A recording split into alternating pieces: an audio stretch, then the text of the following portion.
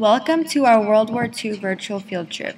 This field trip will take students to locations of 5 key events of the World War II: the bombing of Pearl Harbor, Holocaust internment camps, D-Day, the bombing of Hiroshima, and VJ Day. Our first stop, Pearl Harbor, Hawaii.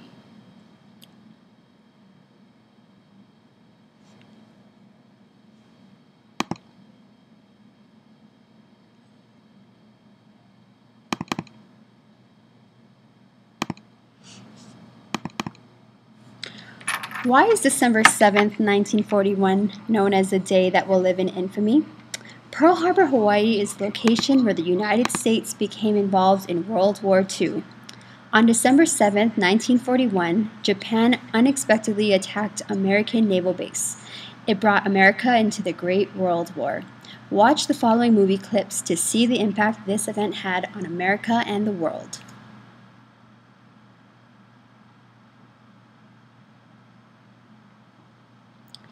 Now look at this view of the Arizona Memorial, honoring those that gave their lives for our country.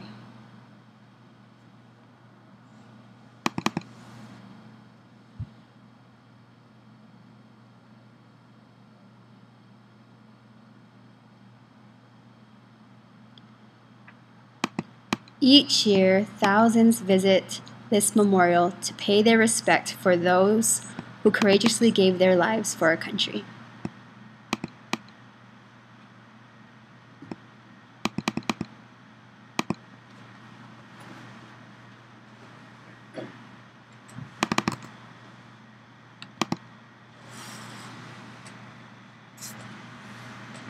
Our next stop is Auschwitz, Poland.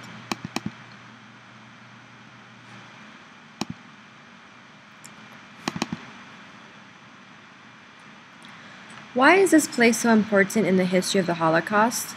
During the Holocaust, Jewish people were placed in concentration camps where their liberty, home, belongings, and life were all taken from them. There were prisoners and laborers in these camps, and a majority of them died there. Auschwitz was one of the largest camps that were established by the Nazis. It included 3 main camps where they all were used to house the Jews and where they were forced to labor. One part of the camp was used as a killing center where Jewish people were killed immediately. During this activity, we are going to do a break the frame. In your group, look at everything including objects, land, people in the photograph, and think about what feelings and emotions each object or person is portraying.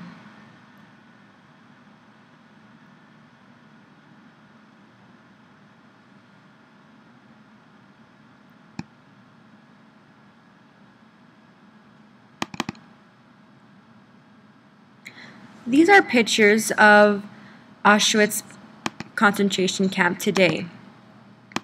Do these pictures evoke the same emotions as the pictures we've done in the break the frame activity? If so, what kinds of emotions are there?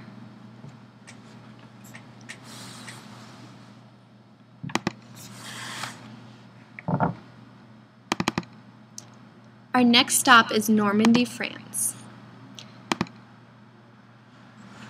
This was the location of D-Day.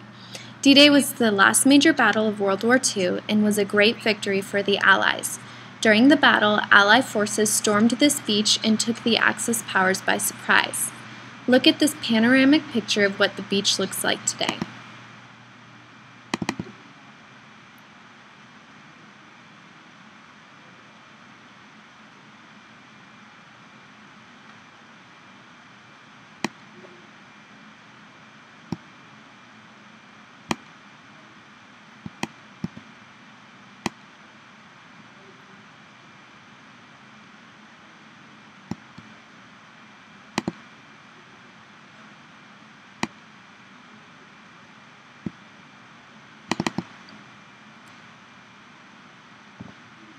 Now we will do an interactive activity. What would you do? Pretend you were the commander of the Allies' armies. You are planning an attack to win the war. Go through this activity to plan and carry out your attack.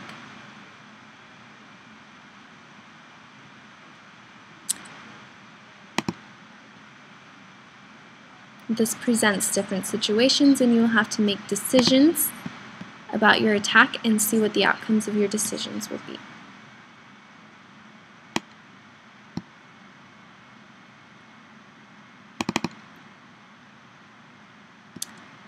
Now watch this video. It's real footage of the D-Day troops storming the beach of Normandy. Imagine what you would feel like if you were one of those soldiers, and write an entry in your journal of the feelings you would feel.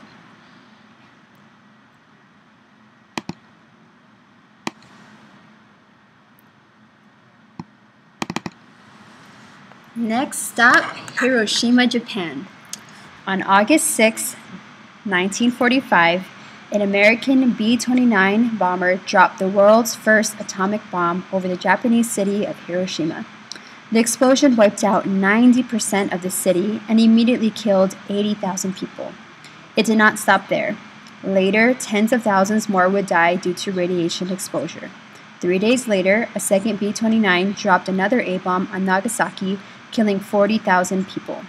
These bombings caused Japan's Emperor Hirohito to announce his country's surrender in World War II.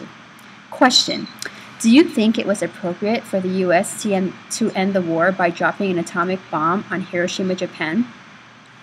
Go to a corner of the room labeled strongly agree, disagree, or strongly disagree. Share with your classmates why you feel this way. Now, look at this website called Remembering Hiroshima. Look at these pictures showing the aftermath of Hiroshima.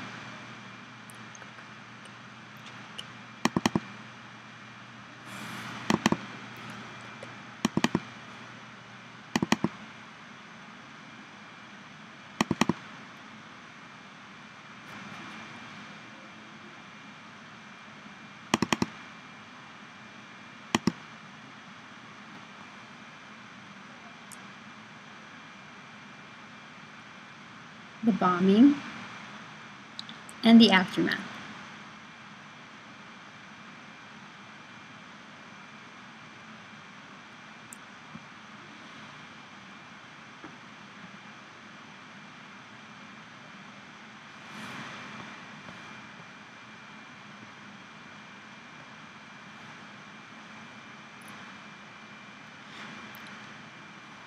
After knowing these facts and seeing these pictures, do your views change?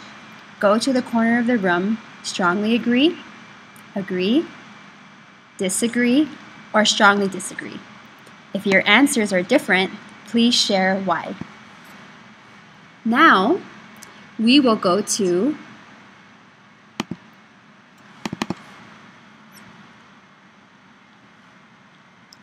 what Hiroshima looks like today.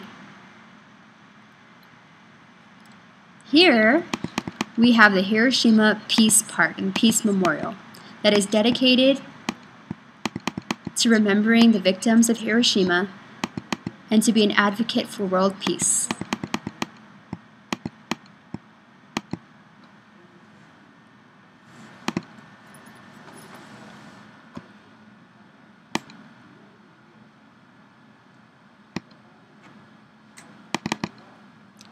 Our next stop is Tokyo Bay, where they signed the armistice that ended the war.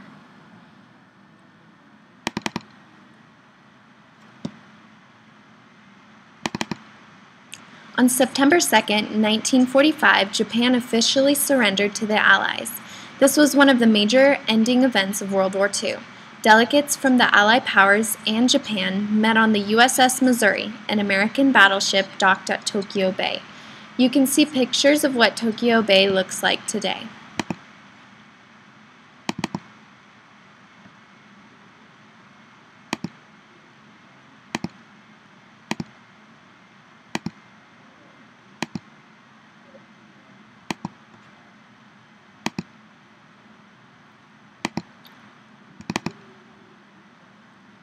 We will walk through a pictorial story of this day at this website.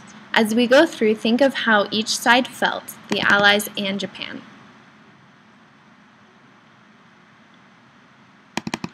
This is the Japanese representatives boarding the Missouri.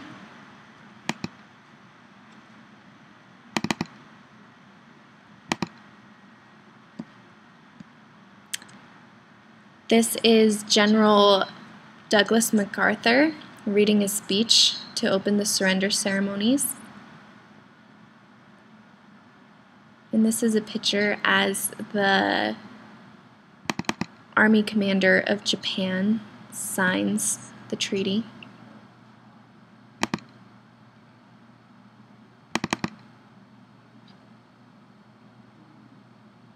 And there is the American commander signing the treaty.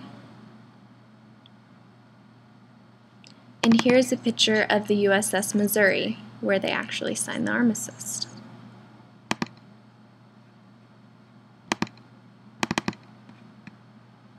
We can go on a virtual tour of the USS Missouri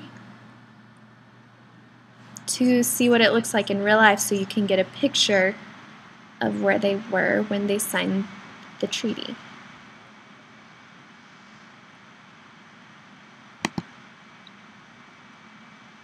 Here's the above deck.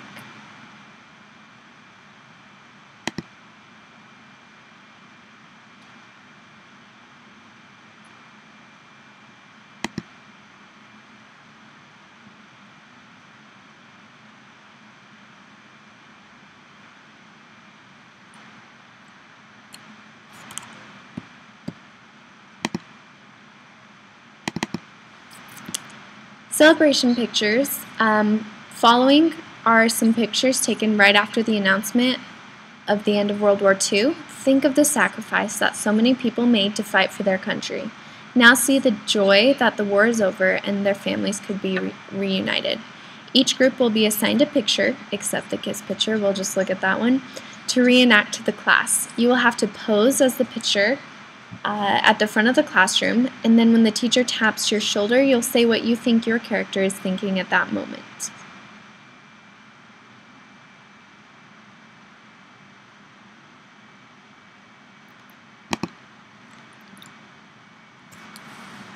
Thank you for coming to our virtual field trip.